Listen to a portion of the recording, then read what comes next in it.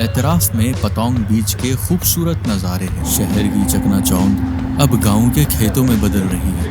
उसकी वाइब ज़रा country side वाली है। यहाँ करीब में एक बीच है, नायांग बीच करके कुछ कई जगह का नाम है। जैसे रेन फॉरेस्ट होता है उस तरह की बहुत अच्छी सी फील है इसकी। कि मुझे ऐसा लगता है कि अल्फाज बहुत कम पड़ रहे हैं इस वक्त। मुझे यहाँ पर वॉक करने में एक अलग मज़ा आ रहा है। जिस चीज़ के बारे में मैंने सुना था वो मंजिल अब करीब आते जा रही है। सामने समंदर है और पीछे लैंडिंग एरिया है जहाज़ का। जब मैं थाईलैंड लैंड किया था तो मैंने सोचा था यहाँ की कोई एक डिश खाऊंगा, और हर जगह जहाँ भी जाता था एक नाम बड़ा कॉमन मुझे दिखाई देता था पढ़ने के लिए, और वो था पाद थाई। ये है क्राटोम के पत्ते। इसमें चरस गांजे जैसी क्वालिटीज हैं। इसके पानी में एक सिरप मिलाया जाता है ताकि आपके प्राण आपकी बॉडी से बाहर आए। दिन के 12 बज रहे हैं और काफ़ी देर चलते चलते मुझे गूगल ने बताया कि 12-13 मिनट आपको चलना है इस बस स्टॉप पर आने के लिए। लेकिन तकरीबन मैं 25 मिनट तो चलाऊँगा इस धूप के अंदर। जल गया हूँ, स्किन भी काली पड़ गई है चल कर। खैर स्किन तो वापस ठीक हो जाएगी, एक्सपीरियंसेस वापस नहीं आएंगे। मैं पकड़ने लगा हूँ ये बस एयरपोर्ट जाती है, लेकिन मैं एयरपोर्ट नहीं जाऊँगा, मेरी फ़्लाइट तो कल है। मैं एयरपोर्ट से थोड़ा सा पहले एक हॉस्टल है बेल लाइफस्टाइल के नाम से, उधर मैंने एक बेड लिया है ताकि मैं रात को वहाँ रुक सकूँ, क्योंकि मेरी सुबह 7 बजे की फ़्लाइट है और मैं रिस्क नहीं लेना चाहता था कि सुबह मुझे टैक्सी मिले ना मिले, बस मिले ना मिले और मैं फ़्लाइट मिस ना कर दूँ। तो इसलिए मैं हॉस्टल में रुकूँगा। वहाँ करीब में भी एक बीच है, तो वो भी देखेंगे, अगर टाइम मिला तो उसको भी विज़िट करेंगे। तो अभी मैं ये बस लेने लगा हूँ और फिर पहुँच के आपसे बात करूँगा। ये बस आपको बिल्कुल बांग्ला रोड के सामने से मिलेगी, क्योंकि इसका बस स्टॉप ही यही है। गुड बाय फुकेट, कभी फिर से मुलाकात होगी। ओह, मोबाइल चार्जिंग का भी बंदोबस्त है इस बस में तो, और फुल चिल्ड एसी भी है। एतराफ में पतोंग बीच के खूबसूरत नज़ारे हैं। ये रास्ते मुझे बहुत याद आने वाले हैं। शहर की चकनाचौंध अब गांव के खेतों में बदल रही है। आसपास फसलें लगी हैं और पुराने तर्ज के बने हुए घर भी हैं। बस से मैं उतर गया हूँ और ये एयरपोर्ट के करीब ही एक कह लें छोटा सा टाउन है। उसकी वाइब ज़रा कंट्री साइड वाली है। मैंने रास्ते में फार्म्स देखे, खेत देखे, फसलें लगी हुई देखी, जैतून वगैरह के दरख्त देखे, गाय बकरियाँ देखी। पहुँच तो गया हूँ मैं अपने टाइम से, लेकिन मेरे ख्याल से थोड़ा सा पहले पहुँच गया, क्योंकि अभी मैं गया तो उन्होंने कहा कि भैया आपकी चेक इन टाइम 2 बजे की है और अभी 2 बजने में 5 मिनट है, तो आपको वेट करना होगा, तो इसलिए वेट करें। इसमें कोई बुरा मानने की बात नहीं है, टाइम के पाबंद लोग हैं, हर चीज़ अगर टाइम से ही चल रही है तो ये भी सही है। ये मेरा बेड है। इस कमरे में और भी बेड्स हैं और ये लॉकर्स हैं, सब बेड के हिसाब से एक एक। हॉस्टल के रूम्स में हर काम खामोशी से करना होता है। पता नहीं कब कौन सो रहा हो, आसपास ख्याल रखना होता है। अपने बंक बेड पे मैं आ गया हूँ, अब सोऊंगा, आराम करूँगा, तो शाम में उठ के बाहर जाएंगे। ये लाइट भी लगी हुई है, अगर आपको किताब पढ़ना है, और यहाँ पे सॉकेट्स भी हैं, तो चार्जिंग यहीं से हो जाएगी। इंसान को सोते हुए ये होता है कि यार कोई उसको देखे ना कि मैं कैसे सो रहा हूँ, टेढ़ी करवट लेके, शर्ट किधर जा रहा है तो पैंट किधर जा रहा है।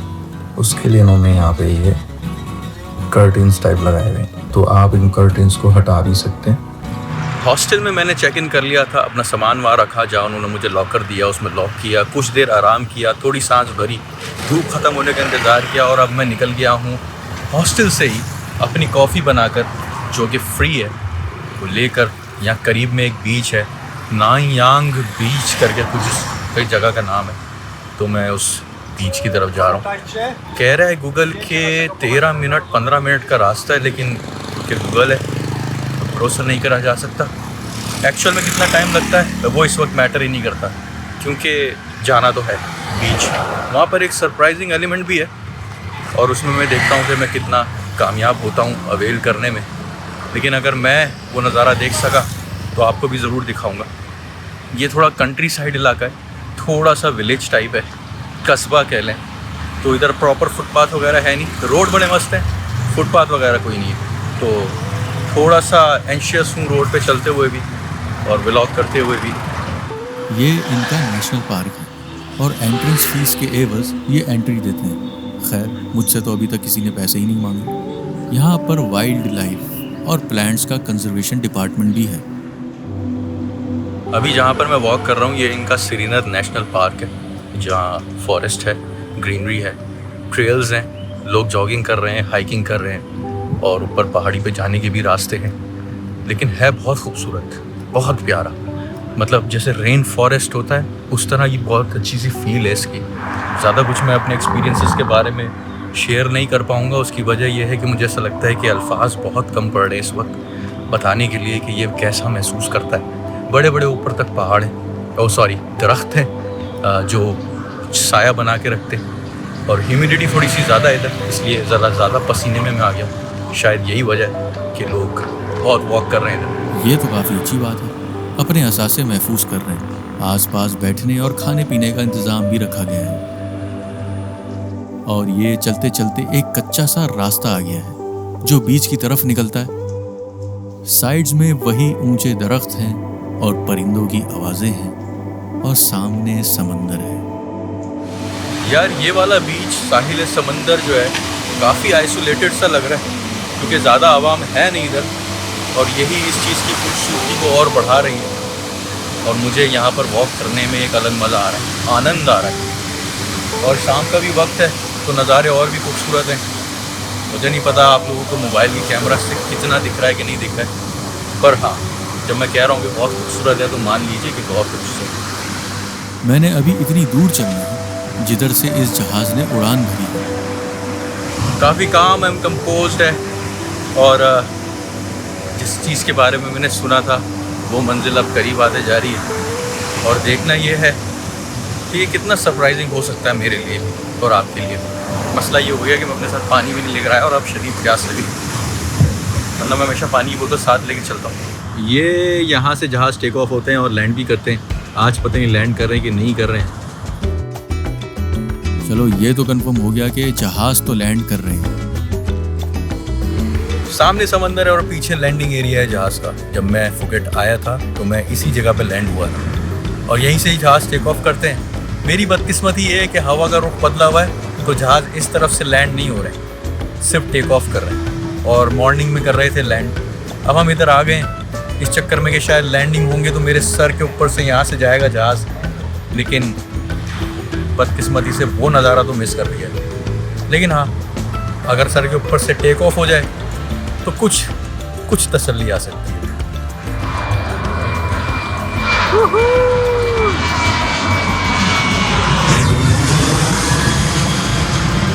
ये है वो पॉइंट जिसकी मैं बात कर रहा था। यहाँ से जहाज लैंड होते हैं और उड़ते हैं और ये देखने के लिए लोग आते हैं यहाँ पे।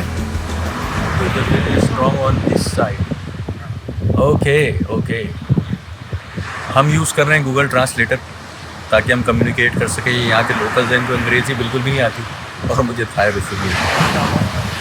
तो ये भी उसी इंतज़ार में, हम भी उसी इंतज़ार में। और उन्हीं के तवस्सुस से मुझे पता चला है कि स्ट्रॉन्ग विंड है और चेंज हो चुकी है विंड, जिस वजह से प्लेन लैंड इस तरफ से नहीं कर रहा है, उस तरफ से कर रहा है। हाँ, यहाँ से टेक ऑफ ज़रूर कर रहा है। होगा कोई चक्कर हवाओं का भाई। मतलब आप सोचें कि इंसान का दिमाग पैसा बनाने के लिए किस हद तक आगे जा सकता है। बीच तो है ही जो कि बहुत खूबसूरत है, आइसोलेटेड सा है, और उसके साथ ही एयरपोर्ट भी है और जहाँ से प्लेन लैंड करते हैं, टेक ऑफ करते हैं। तो यहाँ के आसपास के जितने भी होटल्स हैं वो इस चीज़ को बेचते हैं। जब आप उनकी ऑनलाइन बुकिंग करते हैं तो बेचते हैं कि भाई आपके पास ये बीच भी आ रहा है जो कि ज़्यादा आइसोलेटेड है, ज़्यादा कमर्शियल एक्टिविटीज़ नहीं है, ज़्यादा रश नहीं है। दूसरा, आप यहाँ खड़े होकर प्लेन के साथ लैंडिंग टेक ऑफ भी इंजॉय कर सकते हैं और प्लेन आपके सर से बिल्कुल जाएगा अगर आप जल्दी आ जाते हैं एग्जिट के टाइम, या अगर आपको पता हो कि भाई प्लेन की टाइमिंग ये है लैंड होने की और विंड भी इस तरफ ही है तो बिल्कुल आपके सर के ऊपर से जाता है। हेडफोन्स लगा लेते हैं लोग, कान भी बंद करते हैं लोग, फ़ोटो सेशंस भी करते हैं और इन्जॉय करते हैं उसको। तो सिर्फ ये नज़ारा देखने के लिए लोग आसपास के होटल्स बुक कराते हैं। सोचें, अभी मुझे इस भाई साहब से पता चला है कि अगर मैं मार्च में आता ना तो हवा क्योंकि बदली हुई होती है मार्च की, तो हमेशा वो इसी तरफ से लैंड करते हैं। अब क्योंकि मैं मार्च में नहीं आया हूँ तो वो उस तरफ से लैंड करते हैं क्योंकि हवा इस तरफ ही चल रही है। तो ये गुड इन्फॉर्मेशन है जो कि मुझे नहीं पता थी। पता होती तो शायद मैं यहाँ नहीं आता, तो फिर भी आता क्योंकि पता नहीं बाद में आना हो ना हो। भाई साहब क्या पिक्चर्स आई हैं यार, क्या लैंडिंग थी, क्या टेक ऑफ था, मज़ा ही आ गया। मतलब आप ये पिक्चर्स देखें। इस पे जहाज तो लगा दो। हाँ ये हुई ना बात। और इस पे लाल वाला लगाना। हाँ लाल लाल, ओके।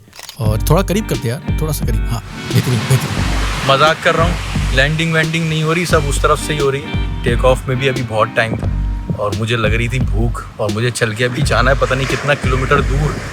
यहाँ आया था मैं, लेकिन खैर वो तो मसला नहीं है। लेकिन अब हाँ वापस जा रहा हूँ। ये है माई खाओ बीच, और जिस बीच से मैंने एंट्री ली थी वो था नाई यांग बीच। तो मैं साहिल समंदर से ही वॉक करते करते करते माई खाओ बीच तक गया। अगर आप गूगल करेंगे माई खाओ बीच फ्लाइट व्यूइंग पॉइंट तो आपको यहाँ पे लेकर आएगा। आप अगर इस तरफ से आ रहे हैं शहर की साइड से तो आपको वो एयरपोर्ट के पीछे से घुमा के वहाँ पे लेकर जाता है, जो कि अपने आप में एक अजीब सी बात हो जाती है। 2.5 घंटे कौन पैदल चलता है। ज़िंदगी की बहुत सारी शामों में से ये एक शाम है जो मैं भूल नहीं पाऊँगा, क्योंकि ये जो मंज़र है, जो नज़ारा है, ये जो डूबता हुआ सूरज है और ये समंदर की आवाज़ है और ये खाली साहिल है। सो ये मैं मिस करूँगा। शायद यही वजह बने मेरी दोबारा यहाँ पर आने की। अब तय करना है अगला मरहला, मतलब के खाने का इंतज़ाम। यूं तो रास्ते में काफ़ी जगहें हैं खाने की, मगर मुझे तलाश है हलाल और मियारी खाने की। और जहाँ स्कार्फ वाली खातून दिख जाए, आधा मसला तो वहीं सॉल्व हो जाता है। फिर रह जाता है कि खाना क्या है अब। सबसे पहले तो एक गिलास में बर्फ डालकर दे दी गई है और पानी का जग भी साथ ही रखा है।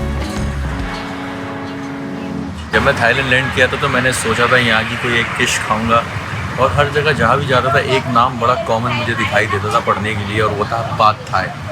chili and sugar. Thank you. तो फाइनली आज मैं पाद थाई ट्राई कर रहा हूँ। इससे पहले मैंने ट्राई नहीं किया। उम्मीद करता रहा कि अब ट्राई करता हूँ, तब ट्राई करता हूँ, लेकिन पता नहीं क्यों ट्राई नहीं किया। कुछ और खा लेता था, कुछ कभी रास्ते में जो दिख गया वो खा लिया, वो पी लिया, पता नहीं चलता था। आज ठीक से मौका मिला इसको खाने का। इसमें है नूडल्स। ये नूडल्स हैं, श्रिम्प्स हैं, श्रिम्प्स के साथ ये क्यूब्स हैं, हाँ चिकन क्यूब्स हैं शायद, और इसके साथ सैलड है, और खीरा भी है, नींबू है और नमक भी है। एक डिफरेंट सा जायका है। मतलब इस तरह हमारे पास देसियों में तो नहीं बनता खाना, लेकिन मैं ये नहीं कहूँगा डिफरेंट है तो पूरा है बहुत अच्छा। मसाले हैं, कुछ चटनियाँ मटनियाँ पड़ी हुई हैं, अगर आप चाहें तो वो भी आप इसमें डाल दें, है मज़े का। खाना मैंने खा लिया भाई। थाई डिश थी तो उसका टेस्ट बिल्कुल भी देसी खानों जैसा बिल्कुल भी नहीं था। हो सकता है पहली दफ़ा मैं ना ही समझ में आए, लेकिन हाँ ओवरऑल बहुत गुड था। झींगा वगैरह था, श्रिम्प्स थे, हेल्दी चीज़ें थी। पेट फुल भर के मैंने खाया और एंड में तो ऐसा हुआ कि यार ये ख़त्म कब होगा। तो मतलब अच्छी खासी क्वांटिटी में था। बेसिकली मैं हलाल खाना ढूंढ रहा था। इस पट्टे में मुश्किल था, मैंने बहुत सारे होटल्स को पूछा, हलाल नहीं मिल रहा था। अब आप बोलेंगे दुनिया जहाँ के हरामीपन करके बंदा खाना हलाल ढूंढ रहा, ऐसी बात नहीं थी।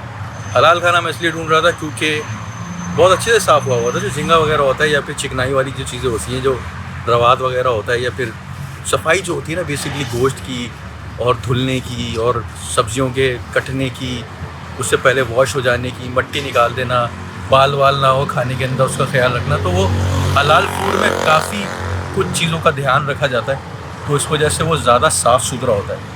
साफ़ सुथरा होने के साथ साथ ज़्यादा अच्छा लजीज पका हुआ भी होता है। वो तेल भी दोबारा इस्तेमाल नहीं करते, तो इसलिए मैं हलाल खाना ढूंढ रहा था। ये हैं क्राटोम के पत्ते। इसमें चरस गांजे जैसी क्वालिटीज हैं, पर ये प्लांट है कॉफ़ी के ख़ानदान से, और अफीम के जैसे अखलाक इसमें पाए जाते हैं। इसको लोग चबाते भी हैं, सिगरेट में भी पीते हैं और भंग भी बना लेते हैं। इसके पानी में एक सिरप मिलाया जाता है ताकि आपके प्राण आपकी बॉडी से बाहर आ जाए। टेस्ट इसका ऐसा है कि जैसे किसी ने चाय में खांसी का शरबत डाला हो। यहाँ पर इसको काफ़ी कंज्यूम किया जाता है। हाँ, इसके साइड इफ़ेक्ट्स भी बहुत ज़्यादा हैं। फिर अब सस्ते में ठर्रे पियोगे तो मरोगे ही ना। और इसी के साथ मेरा हॉस्टल आ गया है, और यहाँ की तो वाइब भी अलग है।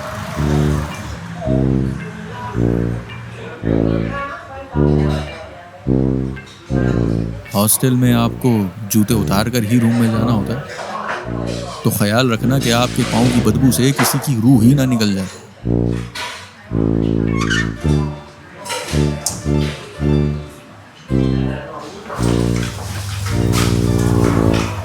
ये अच्छा सीन है, जूते पहले नीचे उतार दी। और ये बिल्कुल ये मेरी कॉफी मशीन है, साफ सुथरा है, मतलब घर जैसा माहौल है हॉस्टल का। अब मैं इन सब बाथरूम्स में से किसी एक में नहाकर सो जाऊंगा और आपसे मिलता हूँ अगले व्लॉग में। फिर बात होगी।